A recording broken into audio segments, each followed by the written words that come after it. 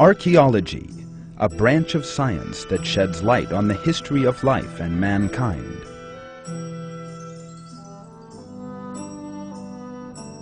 Archaeologists carry out long and difficult excavations looking for clues, such as tools, works of art, household items, and the like, that can provide clues about the history of life and living things. Every remain they find is a discovery in the name of history and an important resource that can illuminate the history of life and of mankind. Coins,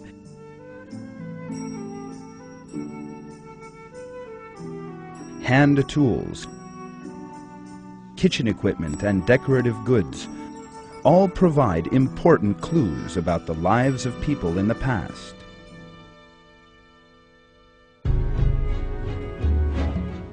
Archaeologists know that the items they find do not appear under the ground by chance. Nobody has ever claimed that they do. Even if we do not actually witness these items being made, we can still be certain of the existence of people who designed and made them. Together with the information they contain, all these objects and artifacts are intelligent designs.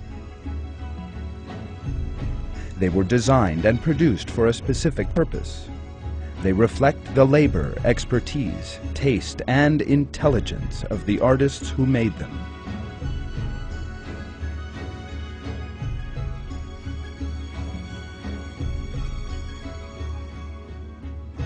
It would be quite irrational to suggest that any intelligent design came into being by chance, under the effects of natural conditions.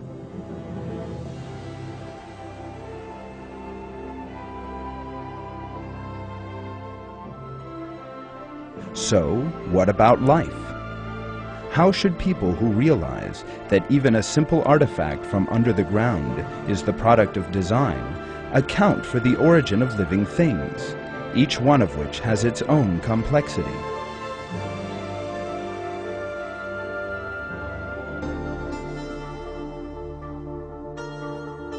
Mankind has made enormous advances in science and technology since the second half of the 20th century. Discoveries in the field of biophysics, biochemistry, and genetics in particular have shown scientists that the details that go to make up life are of a far greater complexity than they had ever imagined. However, scientists who became greatly excited at the discovery of a simple remain were much less excited when they discovered the complex structure of life. This dilemma was expressed by the American biochemist Michael Behe, one of today's best-known scientists. Over the past 4 decades, modern biochemistry has uncovered the secrets of the cell. The progress has been hard-won. It has required tens of thousands of people to dedicate the better parts of their lives to the tedious work of the laboratory. The result of these cumulative efforts to investigate the cell, to investigate life at the molecular level, is a loud, clear, piercing cry of design.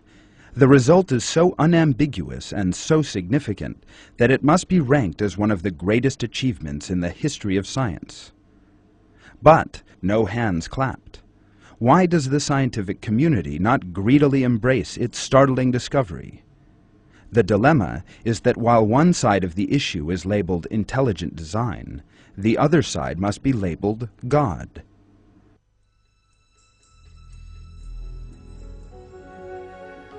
The cell and a great many living things in nature show us the superior knowledge, intelligence, and artistry of the Creator who brought them into being. That superior Creator is God, the Lord of all the worlds. He is God, the Creator, the Maker, the Giver of form.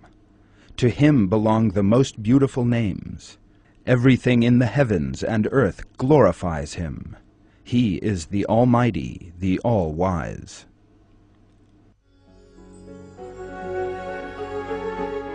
The allegedly scientific theory which rejects the creation of living things and seeks to account for the origin of life in terms of blind chance is Charles Darwin's theory of evolution.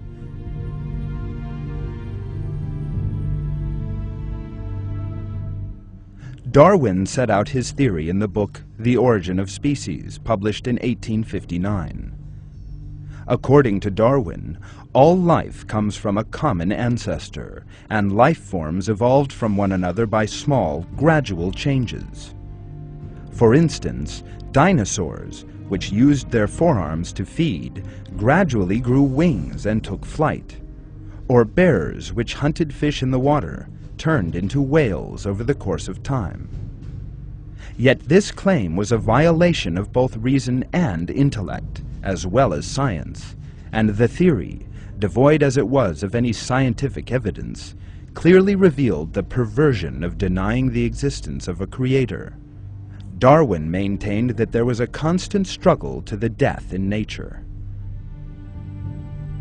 According to his unscientific claims, food resources were insufficient, and there was a ruthless war going on in the arena known as Earth, one in which the strong and those able to adapt to natural conditions survived, and in which the weak and sickly species were eliminated.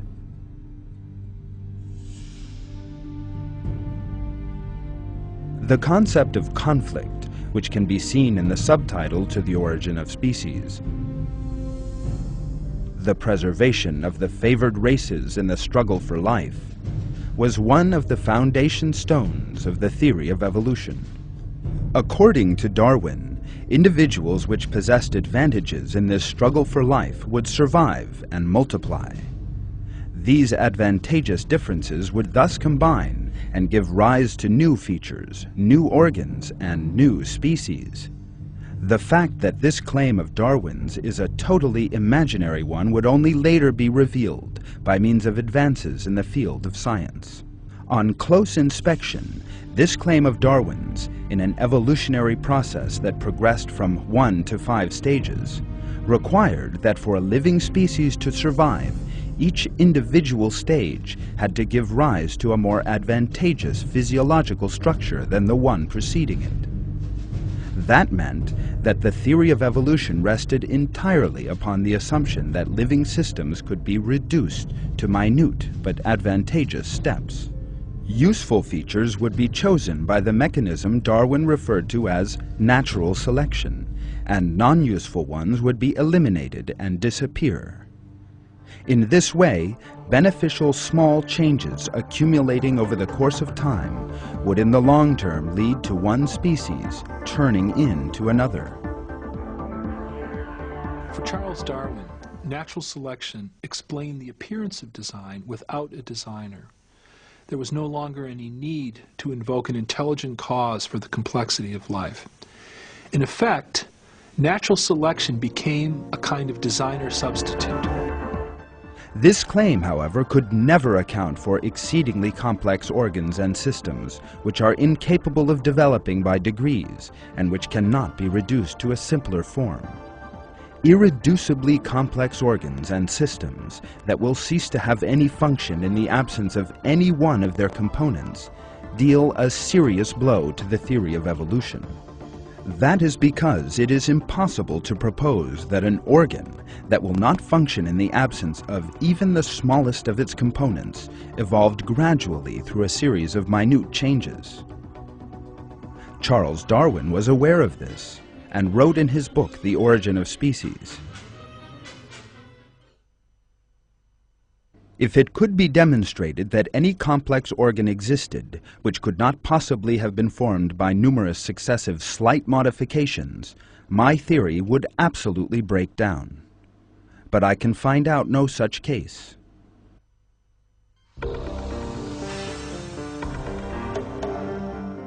It might have been regarded as normal in Darwin's own time for him to say he can find no such case, because in the second half of the 19th century the world of science was at a rather primitive technological level compared to that of today. Under their primitive microscopes, life did indeed appear to have only a simple structure. At that time, when the cell was described as a simple little lump of carbon, Darwin was unaware of the meaning of the words genetics, electron microscope, or biochemistry. Yet scientific discoveries in the 20th century would lead the idea that life was simple, being consigned to the waste bin of history. In 1931, the German scientist Ernst Ruska invented the electron microscope. It was seen that cells, hitherto considered to be little lumps of carbon, were actually extraordinarily complex life forms, capable of multiplying on their own and producing energy, and with special defensive systems to protect them from enemies. Darwin's unrealistic idea that the first cell came into existence by chance was thus totally invalidated. In 1955, James Watson and Francis Crick revealed, with the discovery of the structure of the DNA, that living things contained very special genetic information encoded in the nuclei of their cells, and that this data could not be changed by acquired characteristics. Advances in the field of fossil science also placed the theory of evolution in a worsening quandary with every passing day. There was not a trace of the intermediate forms alleged to link species to one another. According to the theory, it took millions of years for one species to evolve into another. That meant that from the physiological point of view, there should be thousands, even millions of intermediate forms between them. The number of fossils belonging to these should be numbered in the trillions, and the strata of the Earth should be full of such forms. However, despite decades of excavations, not a single intermediate form, of all the millions and even billions there should in theory be, has ever been encountered. Today, speculation continues with regard to just a few dozen fossils, and all of these have in any case been proven not to be intermediate forms, but rather particular and extinct specimens. Today, even the best-known evolutionist paleontologists honestly admit that they have no longer any hope that intermediate forms will ever be found. One of these, Stephen Jay Gould, says in one of his books, "As we survey the history of life, one feature stands out as most puzzling: the lack of clear order and progress through time among marine invertebrate faunas. We can tell tales of improvement for some groups, but in honest moments we must admit that the history of complex life is more a story of multifarious variation about a set of basic designs than a saga of accumulating excellence. The eyes of early trilobites, for example, have never been exceeded for complexity or acuity by later arthropods. Why do we fail to find this expected order?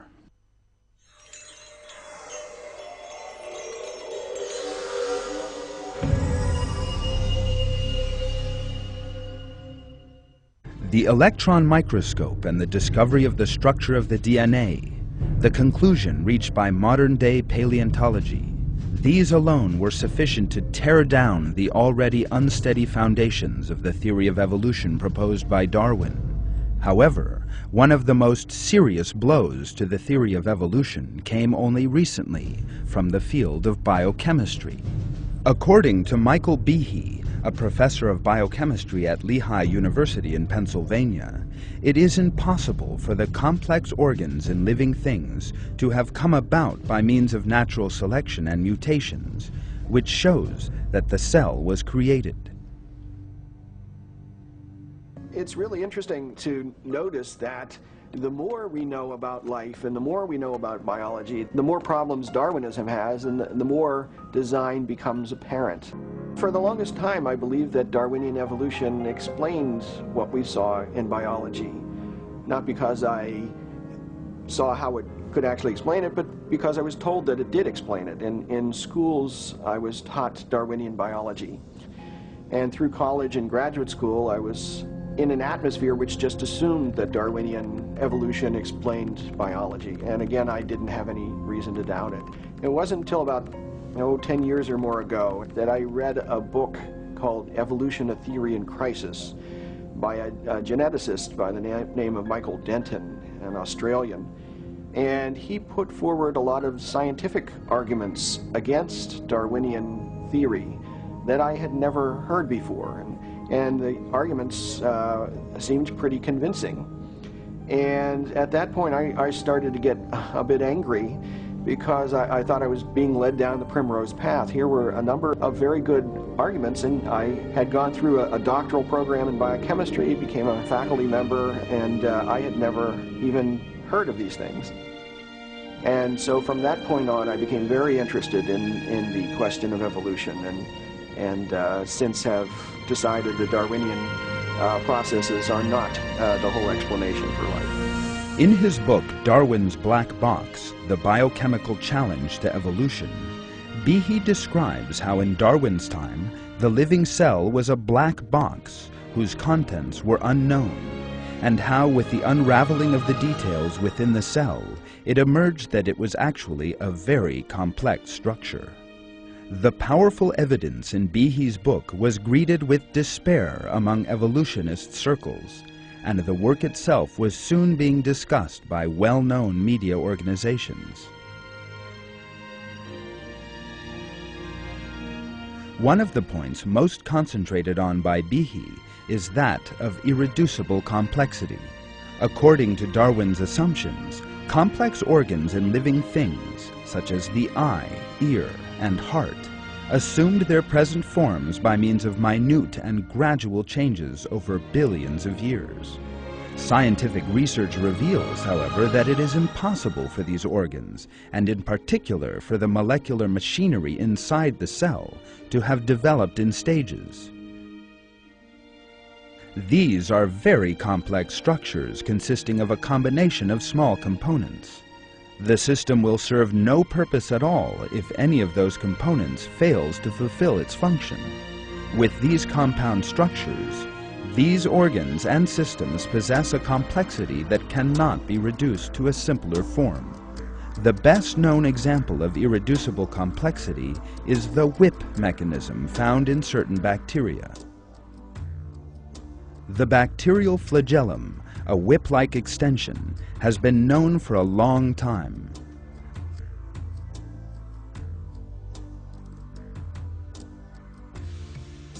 Observations in the last decade, however, astonished the scientific world when they revealed its detailed structure.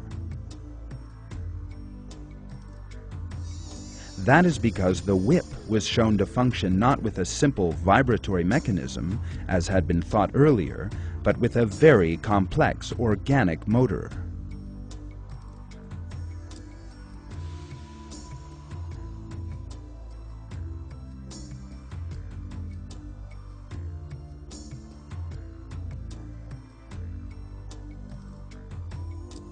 Bacteria use the flagellum to move.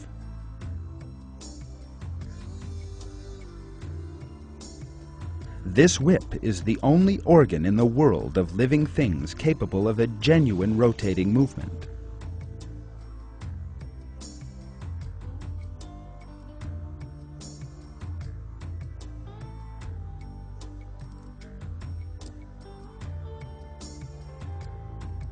Thanks to this, the bacterium moves in whichever direction it wishes, and can also make sudden stops and maneuvers.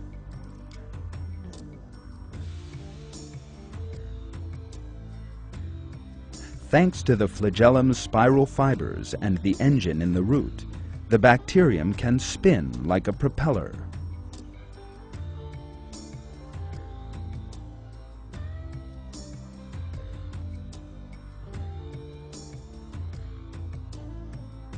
The engine that permits the bacteria to move consists of two separate sections, the rotor and the stator, that provide a spinning movement within one another. Moreover, instead of ready stored energy, a flow of acid in the bacteria membranes is used as a source of energy.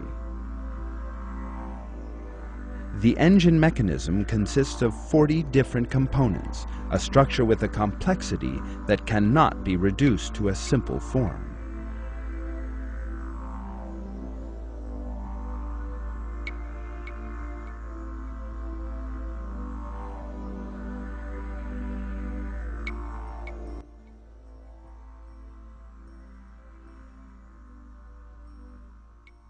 If even one of these pieces is missing or put in the wrong place, your motor isn't going to work.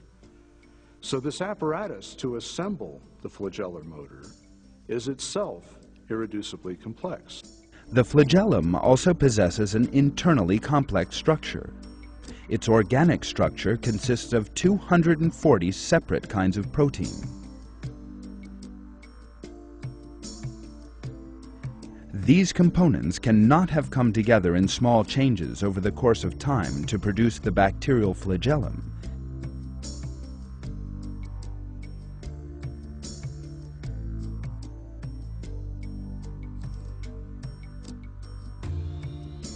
Since every tiny component is an organ that serves no purpose on its own.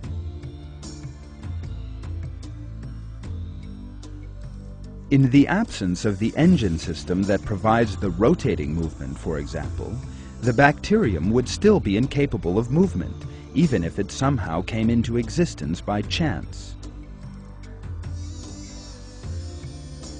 According to the theory of evolution, organs that are not in use gradually become vestigial and disappear. From that point of view, in an evolutionary process consisting of 40 separate changes, any organ forming in the first stage will be weeded out by natural selection, since it fails to fulfill any function, and the evolutionary process will come to a halt right at the outset. This scientific fact is outlined by Dr. Jonathan Wells. The important thing to realize about natural selection is it selects only for a functional advantage. In most cases, natural selection actually eliminates things that have no function or that have a function that harms the organism. So if you had a bacterium with a tail that didn't function as a flagellum, chances are natural selection would eliminate it. The only way you can select for a flagellum is if you have a flagellum that works, and that means you have to have all the pieces of the motor in place to begin with. So natural selection can't get you the bacterial flagellum. It can only work after the flagellum is there and operating. This situation, which is true for the bacterial flagellum, also applies to its other components and organs. Modern-day science reveals the meaninglessness of the theory of evolution's claim of gradual development in the face of the complexity of the bacterial flagellum. Indeed, no evolutionist biologist has been able to account for the flagellum's origins.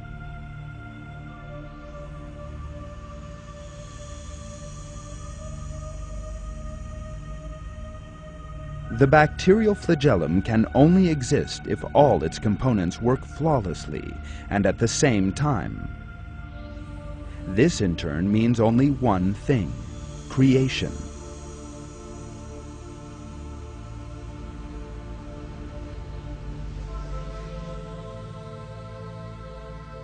In the same way that the engines that allow cars to move are the products of superior engineering, so this mechanism that allows bacteria to move is the product of a superior knowledge.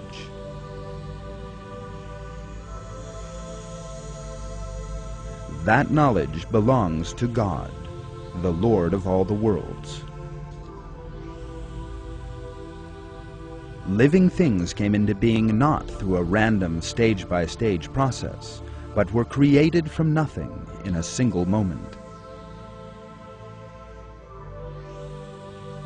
Almighty God reveals this in these verses from the Quran.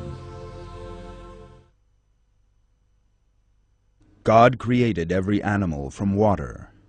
Some of them go on their bellies, some of them on 2 legs, and some on 4. God creates whatever He wills. God has power over all things. He is the originator of the heavens and earth. When He decides on something, He just says to it, "Be," and it is.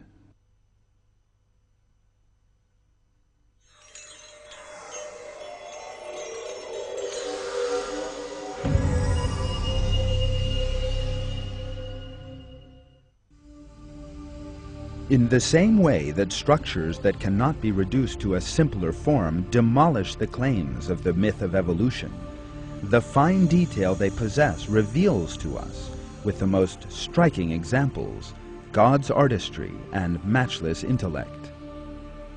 The signs of creation in living things have now become a scientific concept and are supported against Darwinism by the world's best-known scientists. Among the most prominent names in this movement are those of Philip Johnson from the University of California at Berkeley, William Dembski from MIT, Chicago, and Princeton universities, Stephen C. Meyer, who earned his PhD from Cambridge University, and Paul Nelson from Chicago University. As well as maintaining that life did not come into existence by chance, and that God created all living things, these scientists hold seminars and conferences all over the world. Another organ that cannot be reduced to a simpler form is the ear.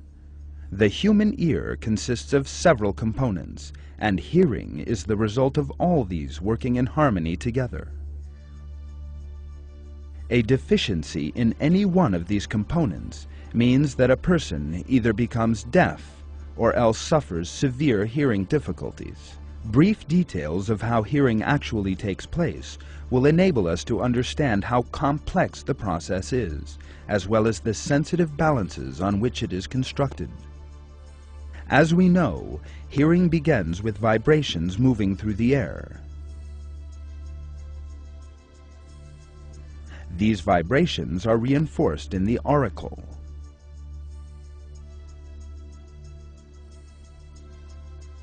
In this way, the intensity of the sound waves is amplified by approximately 17 decibels on entering the outer ear, from where the sound vibrations reach the ear membrane. The ear membrane is so sensitive that it can perceive vibrations of the dimensions of a single molecule. It is thanks to this sensitivity that in a silent environment we can hear someone whispering from many meters away. The ear membrane enhances the vibrations reaching it and transmits them to the middle ear.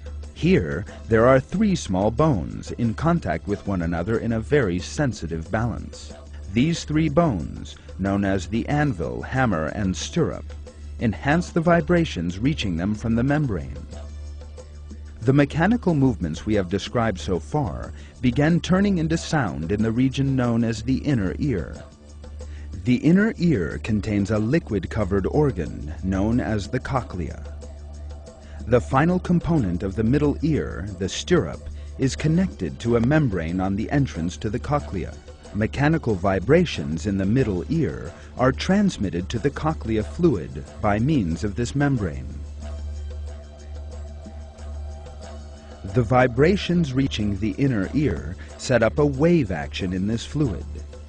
The inner walls of the cochlea are lined with small hair-like structures, which are in turn affected by the wave movements in the fluid. These tiny hairs move according to the wave motions in the cochleal fluid. If a loud noise arrives, most of these hairs move, and in a more powerful manner. Every sound frequency in the outside world sets up different reactions in these hairs. Fine, but what does the movement of these hairs signify? What possible connection can these hairs in the cochlea in the inner ear have with our listening to a classical music concert, recognizing a friend's voice, hearing the sound of a car, and distinguishing millions of other sounds?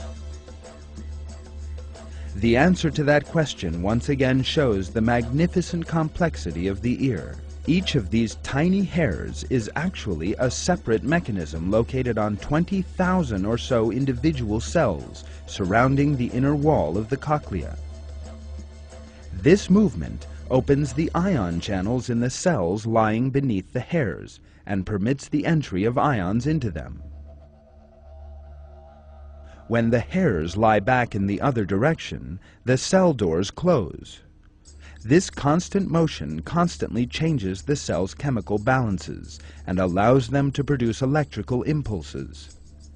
These electrical impulses are transmitted by nerves to the brain, where they are interpreted and converted into sound.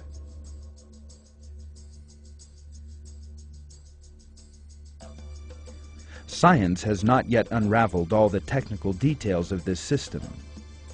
In producing these electrical signals, the cells in the inner ear manage to reflect the frequency, force, and rhythm of the waves from the outside world. This is such a complex process that science has not yet been able to determine whether the process of distinguishing frequencies takes place in the inner ear or in the brain.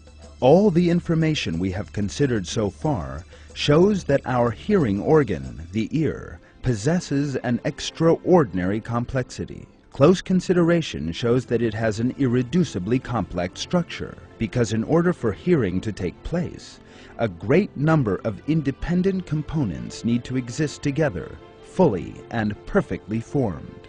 If just one of these is removed from the ear, or else suffers a structural defect, then one will no longer be able to hear anything.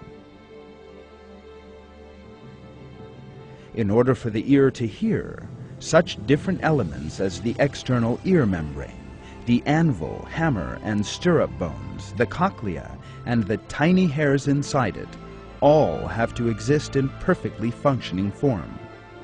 The system cannot develop in stages, because none of those stages on their own will serve any purpose. To suggest that an organ as complex as the ear was built in stages by a random process such as evolution is both unscientific and irrational. Organs possessed of irreducible complexity in living things, such as these, totally undermine the theory of evolution. They also reveal the fact that we are created by God. This same truth is revealed in one of the verses of the Quran. Say, it is He who brought you into being and gave you hearing, sight, and hearts. What little thanks you show. At the point we have arrived at today, science shows that life was created and reveals to us the omniscience of our Creator, Almighty God, the Lord of all the worlds.